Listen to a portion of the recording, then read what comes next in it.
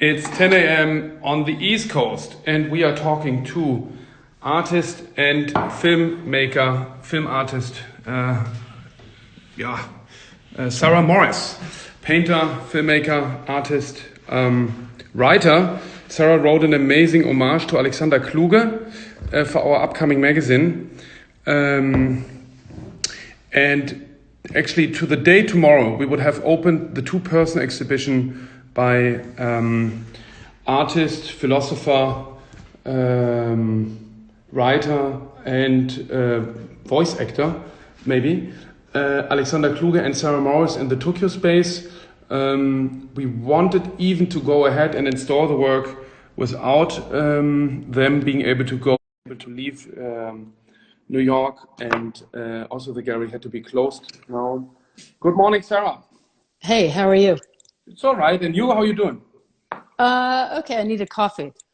Oh yeah, I drink so much coffee in these I know.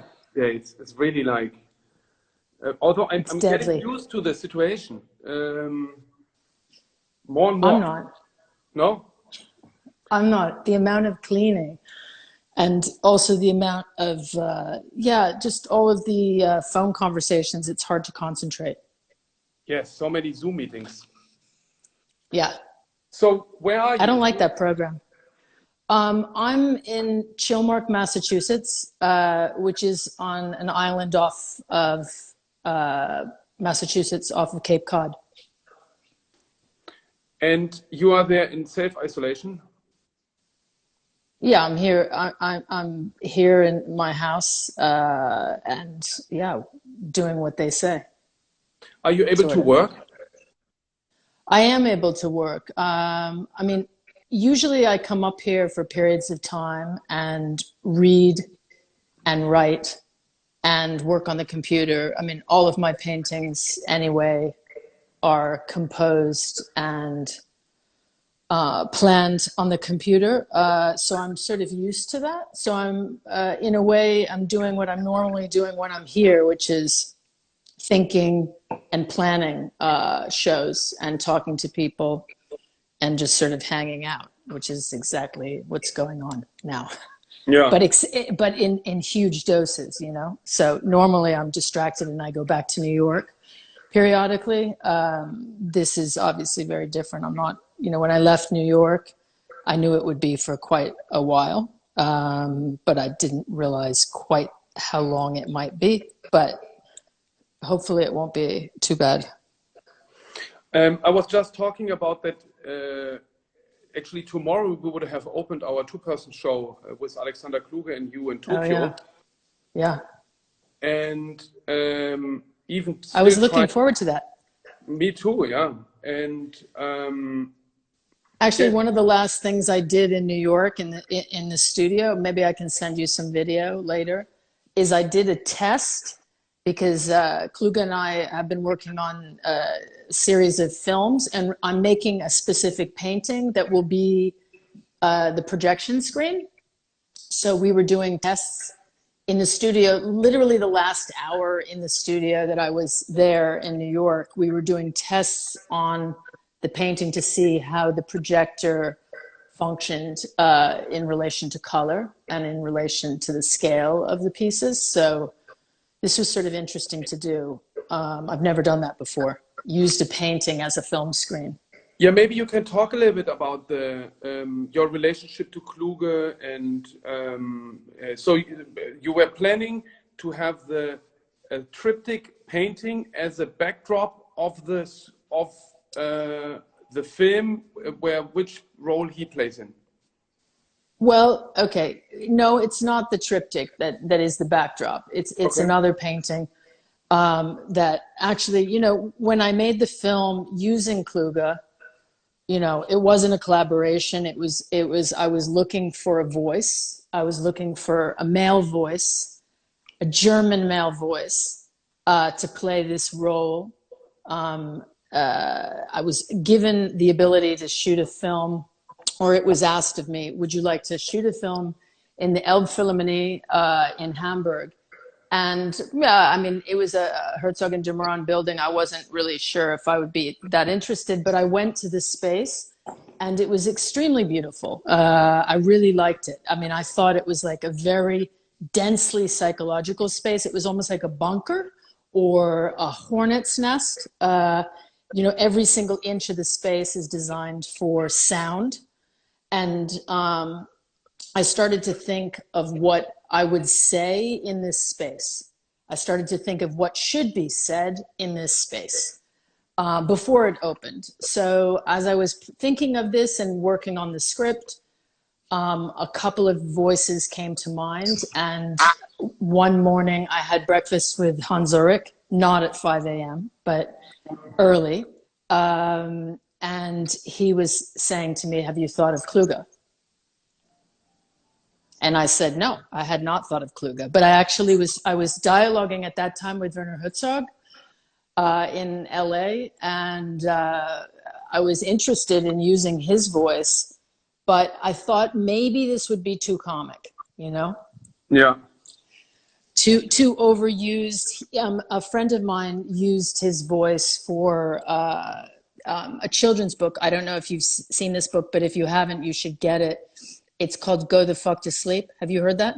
Yes, I know. Yeah. So a friend of mine actually who lives on the vineyard or is here in the summer, he is a poet. He wrote that story for his daughter. And the next thing I knew that Herzog was reading it. It was fantastic. But I thought that it was maybe his voice is a little bit too overused and maybe too, so let me quickly determined. tune up the volume so we can hear Kluge. Wait, should be back in a second. Sie bezeichnet die Rolle der Gesellschaft unverhüllt als theatralisch.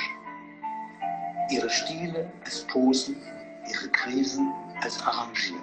So, and what's interesting is you write that homage. We always have at the back section of our magazine, we have this homage section, and you write an homage to Kluge, and you explain that you called him and asked him to be the voice, like an actor voiceover, and then he refused, and I find that because first he said like I'm not an actor. Said, that's a point. No. He didn't refuse. He didn't refuse. He said he just said I'm not an actor. He wanted to make it clear that he couldn't do anything other than read. And of course, this is what I was using him as himself. I wasn't using him for anything other than what he already, you know, how he's already signified. Yeah. Yeah. That's what I meant, because I think very interesting is then you go into the detail that in your film in Los Angeles, when actors appear, they appear as the persona they are and not as actors. So they are not acting; they are like themselves. You mean like De Niro? Yeah, all of them. No, it's like so always the actual person appears. Yeah. And how different do you think that is than artists? I honestly, I find that friendships I have with actors always a little bit tricky, and it's funny that my daughter, for example, she's friends with the girl who played in an amazing movie. It's called, I only can recommend to watch it. It's called Systemspringer, System Bomber, and it's a girl playing a difficult child. And it's with actors, I never know who they are. You know, I think they're always playing a role. They never, I never get them. They're always, I don't know if they are on the self-finding trip always. They're in search of something, and that is quite interesting because they have like a bit of a fragmented self, but they're definitely, I don't know. I mean, I'm friends with a couple of actors, and it is interesting. I mean, it's a very different arena. No, I mean, but this thing of being yourself, you know, if you are an actor and you're actually just playing, like, how? I mean, do you think Brad Pitt is really, you know? I mean, with Tarantino, do you think he's really acting, or is he being, you know, doing what he normally does? Yeah, this I can't say because I don't know them otherwise. Yeah. And it's also funny because how strategic as an actor you have to be in which roles you accept to stay a little bit flexible. Otherwise, automatically, this one dominant role will always be projected on you, which is not so far away maybe from an artist career. You know, you have to, if you bookmark your own practice too much, you lose kind of flexibility. So that's what I find so interesting with this immersive installation you were planning in Tokyo of then one painting and the projection on the painting. And you were just saying you did tests. Would you have adjusted the color of the projection? Yeah, absolutely. Well, I liked this idea. I mean, it's a synthesis, as you know, anyway. I'm always making paintings and I'm always making films at any one point. You know, there's a film in pre-production, there's a film in post-production. Right now, actually, I don't have anything in post. I started working on a new film, not with Kluge, another film, and I'm in the beginnings of that. But of course, it's come to, I mean, the shooting sort of stopped, everything sort of stopped, and now we're just in this sort of limbo at the moment. But actually, the limbo, this limbo that we're in right now is related to the content. You know, I mean, because what we're talking about, if you really think about it, all of my work is sort of profoundly urban. All of my work has to do with this sort of role of capitalism and its sort of tentacles, whether it's in the film industry or whether it's in Washington, D.C., whether it's in New York, and human interaction, in Wall right? Street. A lot has to do with human relations, very much. Absolutely, which is why Kluge was perfect. And going back to Kluge, going back to the genesis of like how this friendship started was this Philharmonic space, which actually I didn't realize how interested in music Kluge is, but when I did the piece with him and used his voice, it was about this need for communication, this need for almost like a warning, not about the building, because the building is just an alibi or a pretext to have the conversation, a space where you could have this type of intense discussion, because it's an internal space, the Philharmonic space, and it has nothing to do with music. In my mind, this is how I conceived it. Yeah. So Kluge was the perfect voice. But then after having the discussion with Alexander, I realized this dialogue, this communication, which had started off in a very theoretical way, actually became something else. And I realized this is actually, it began to be the source of a series of paintings for me, which I call the sound graphs, which are based on human speech and communication dialogue. And then also we started work on a series of short films, which we're calling the Mondrian Machines. And Alexander wrote 3 short stories for me for the Tokyo show. One of them I was thinking about last night as I was sleeping, that one of them is called Grief Work for Kittens, which is really great. Really great. I'm not going to tell you what the story is, but anyhow, he wrote 3 short stories for me and I recorded them with my voice, and they are the basis for the Tokyo show, as well as the painting, which becomes the portal. And the painting becomes the portal. What's worth mentioning is that the sound graphs, somehow it's not loading right now here, but that the sound graphs are based on Alexander's voice. So Speech. This one, I think it is here, right? It's like you recorded it, and then it's that's called Machines Do Not Make Us Into Machines. Yeah. So but it's my text, you know. So it's a weird flip flop, ping pong. But his voice, it's his voice, right? my text, my painting. Yeah, and the text he wrote. It's a copyright mess. Yes, and in the text he wrote now. Are you planning on recording this and then reuse it again? I did record it. Basically, he wrote the text, so it's a weird role playing thing. It's the roles are reversed. He writes the text, which of course he's normally writing text all the time. He is a machine in a way. Yeah. An extraordinary writing historical time machine. So he wrote 3 texts. He sent them to me. I recorded them in my studio And then that became the basis for the paintings, and that became the basis for the show. So there's a painting right now in the studio. That was the last thing I was working on when I left. I mean, I was preparing to be working on this for the next month. I've been out here now 5 weeks, so the painting would have been finished. It's called The Conversation. And this piece, which is like a vortex, which is a little bit like the hurricane symbol. Yeah, I don't know if you know these type of nautical symbols for storms. Yeah. Anyway, it's a little bit like the hurricane symbol. This painting would have been the composition of and the basis for the film screen. And so this painting is like a 3 meter by 3 meter by 2 meter painting that's sitting in the studio right now, collecting sort of some dust, in a Duchampian way. There's like some dust on the painting, and it's waiting. I was tempted to go back and to finish it, but the painting is almost finished. But it's too dangerous right now to go back to New York. And I'm looking at the film right now. Yeah.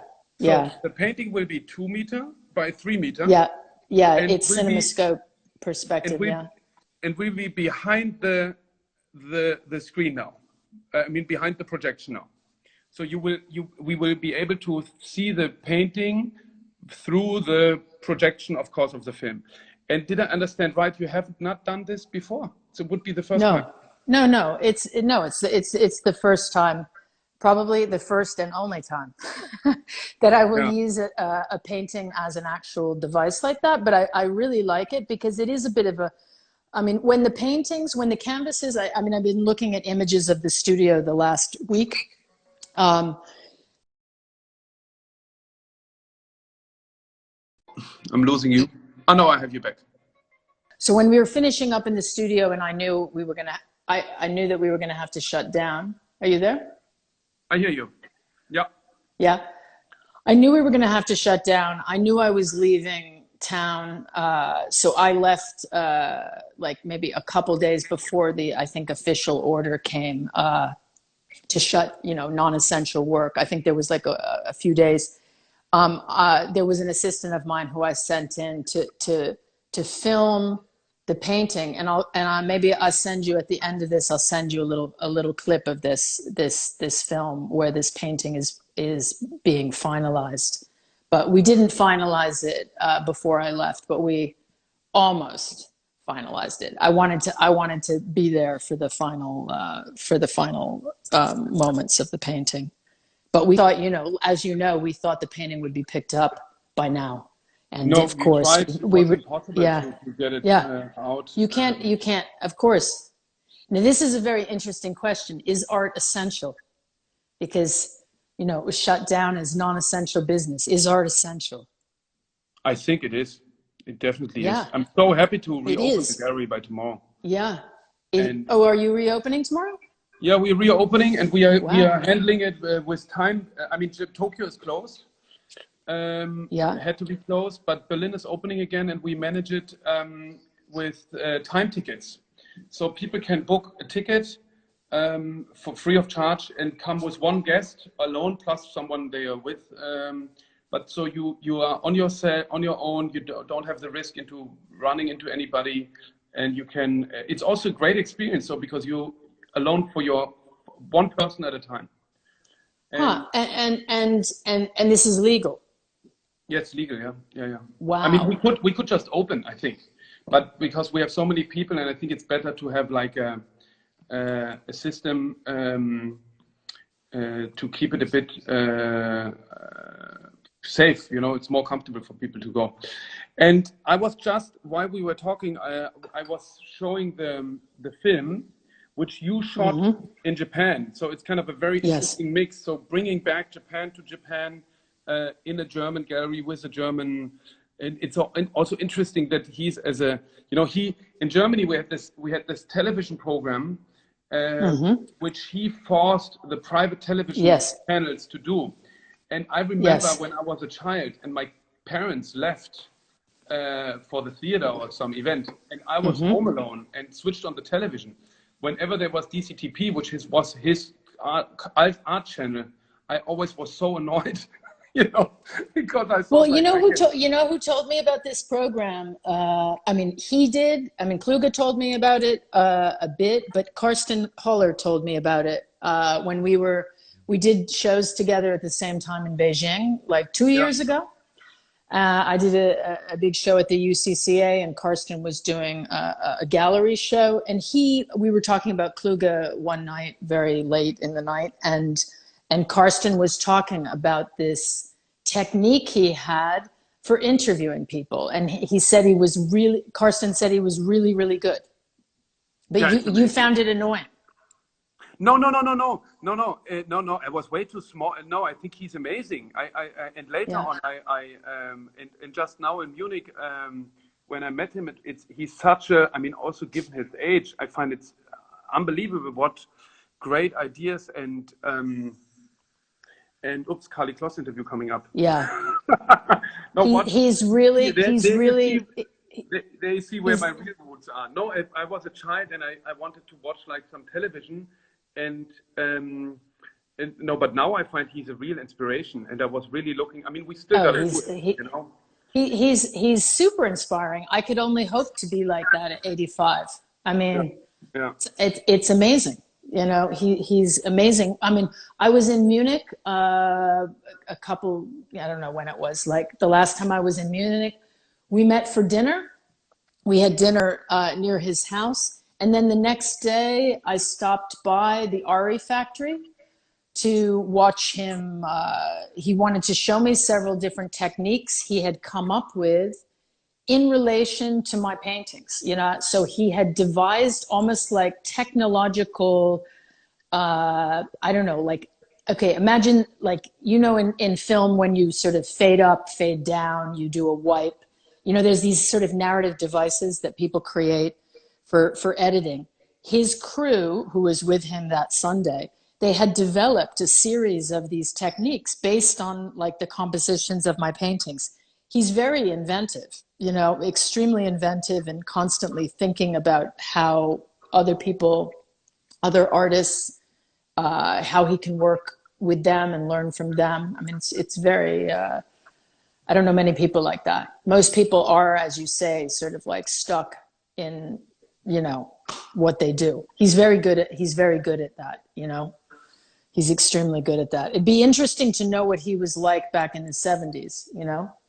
Yeah, he also, I think that his artworks he was creating for the second gallery space in Tokyo are very interesting, and also the way how he thought of which material to use, and he sourced that like aluminium printer. But don't you think it would be nice to share the voice recording of you reading his text? Well, I thought about that. Yeah, I did think about that. But, I'm speaking in English in a German gallery in Tokyo. I mean, that might be a little bit, I don't know. Yeah, we could do that. I have the recordings. Yeah, let's share it. I think it would be nice.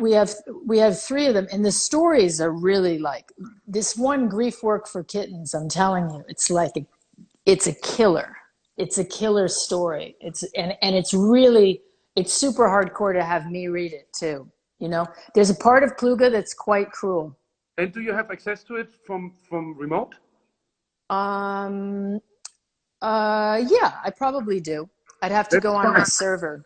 That would be so nice. Let's try and make it available as an audio. When people go to school, they can read it to calm down. Yeah. So let me see. I think there's one or two questions here. Yeah. Oh, Sarah, what is your favorite city beside New York? Oh God, that's so hard. Honestly, I'd have to say Paris or Tokyo, but honestly, I don't think any city is by itself. I think every city is connected to somewhere else, truly. Like, I can't think of New York without thinking of London. I can't think of London without thinking of Paris. I mean, it is like this Dickensian sort of chain. Yeah. I mean, the exact chain that we're dealing with right now in this pandemic. no city is isolated. Yeah, it's not possible to think. I also love Rio, so But I mean it's hard. I think given the fact that we should be in Tokyo tomorrow celebrating your and Alexander's exhibition, we should agree on Tokyo. Okay, Tokyo. Sarah, thank you so much, and let's make this clip available. And everybody, check Sarah's website out. Everything is there. You can see film, at least a part of it from. And I'll try to get you the audio of the grief work for kittens. Perfect, and then we can share it on our website. Super. Super, and I hope we're going to do the show then in. Yeah, sometime. As soon as we can. Okay. Yeah. Ciao, okay. All right. Take care. Bye. Bye. Bye. Bye.